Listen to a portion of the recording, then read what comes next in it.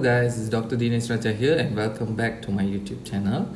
Today we'll be looking at a case where the patient came in claiming that she's having frequent food lodgement. So you can clearly see that there is caries in the distal surface of the 2-4, but it also looks like the 2-5 mesial surface might be affected.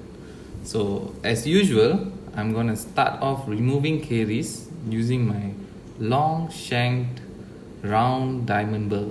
So a lot of people ask me, why do I always prefer a long shank? So that is why I've actually added this part of the video where you can clearly see that while I'm using a long shanked burr, that the head of my air rotor is always out of the way. I could slightly slant my burr and remove whatever caries I need while having perfect vision. And you can see that I'm using a very fine sized round burr so that I have a precision cut. After gross reduction, I usually use a scaler tip to remove any food debris to see what I'm working with. And then I would change to a white stone. Yes, you've heard that right, a white stone, and start going at the cavity prep. You can see in this video that the white stone will remove any unsupported enamel and make the cavity much more cleaner.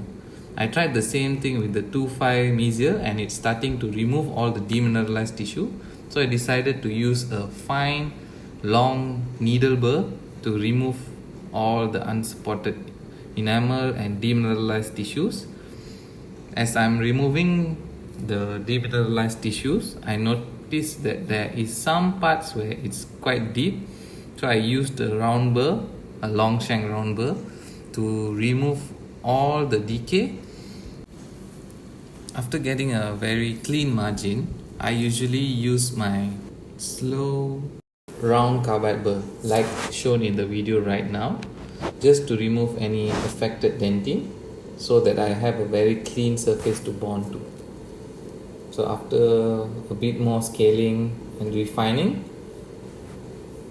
I'm gonna use my white stone, see, just to clean out any unsupported enamel. So after that, we will have a very clean looking cavity like this. So after etching, we move on to our bonding step. So in this case, I'm using a 2-step bonding system. It's a 4th generation system called OptiBond FL by Kerr. So you prime the dentin first and then you use its second layer, which is adhesive. So for the 2-5, I'm going to place Tokuyama's OA2 as my dentin replacement layer. So you can see in this case, I'm not using a matrix. I'm going to be doing it freehand. A quick tip: if your cavity is too small and you don't have magnification like me, you can always extend the cavity slightly bigger so that your matrix band can fit it perfectly lah.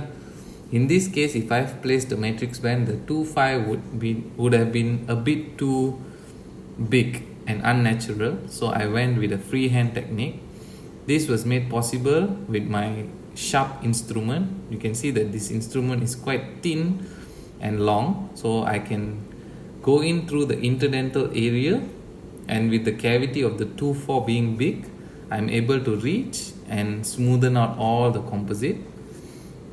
And I'll be using a lot of stick resin to smoothen out all the edges so that we have a seamless finish.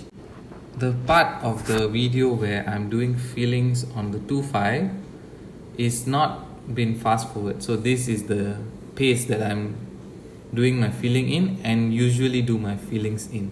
So you can see how I stroke my brushes back and forth multiple times with stick resin to get a better, more adapted composite. One more thing, I'm just sorry for the lack of focus of my microscope, because sometimes when you're too focused on your job, you don't tend to concentrate on all this. But yeah, you can see that the filling, the composite has adapted well, but I'll try to merge it as much as possible using my brush and stick resin.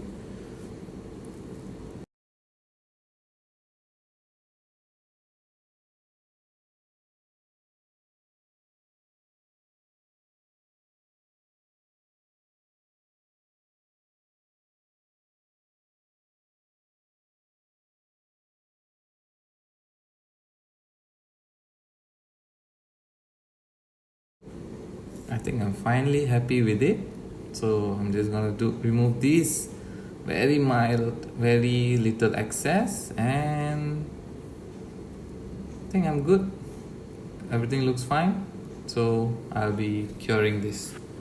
So this part of the video has no fast forwarding, so it was a bit time consuming lah. So but you can see the resin has been placed well. Now this part of the video I've added just to show you why I always emphasize on placing wedges. If you look closely, you can see a gap between the tooth and the matrix. So I'll be placing my wedge and pushing it as tight as possible to create a gap-free interface. And then I'll be adding my flowable composite, just a little layer, a small layer, and using a sharp instrument, just dabbing it and poking it all over so that I have a fail-proof, leak-proof restoration. Now I'm adding Tokuyama Perfect A2 as my enamel layer. I'm gonna place this only as my marginal ridge. Usually the thickness of my marginal ridge is about 0.5 to 1 mm. So you can see the thickness. I'll slowly adapt everything. Use a brush with stick resin to get it well adapted. See, I'm taking my time. Do not rush. It is always easier to adapt uncured composite compared to polishing a cured composite. At least that's my take lah. So I'm setting up the level of the composite using my plastic filling to pull my instrument before I cure. So now adding the dentinal layer, which is OA2 from Tokuyama Pulfic LX5. So that is my dentinal layer. Cured that. And now to show how I will always remove my matrix band before I do my final enamel layer. So you can see I have the dentin and the marginal wall ready. So I'm just gonna add my enamel layer, same like my marginal ridge, Tokuyama LX5 Pulfic A2, and I'm gonna use a lot of stick resin to get it well adapted. Still the margins become seamless, and cure it. Now the buckle, same way. I'm just gonna adapt it really well, remove all the excess, use stick resin till the margins become seamless, so all the excess comes off. Now you'll be wondering, hey, how about the composite that's gonna touch the 2.5? So I've got a trick up my sleeve.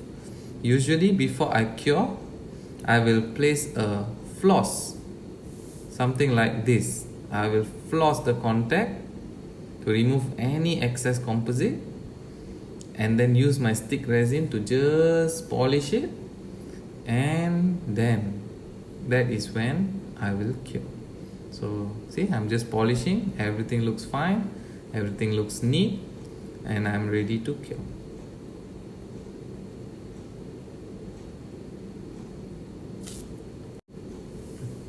The last thing is the triangular fossa. A trick I have is placing flowable composite and then using a sharp instrument to just adapt it, and then using a bit of air to flatten it so that you don't have high points. A lot of my tricks are coming out in these videos, but I hope you all enjoy it.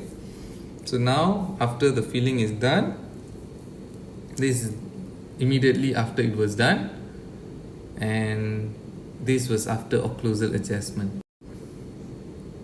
Look at how good the marginal ridge are, how natural the contour of the tooth is.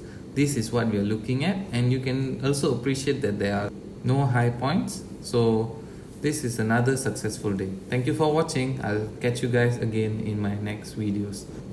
See you and bye bye.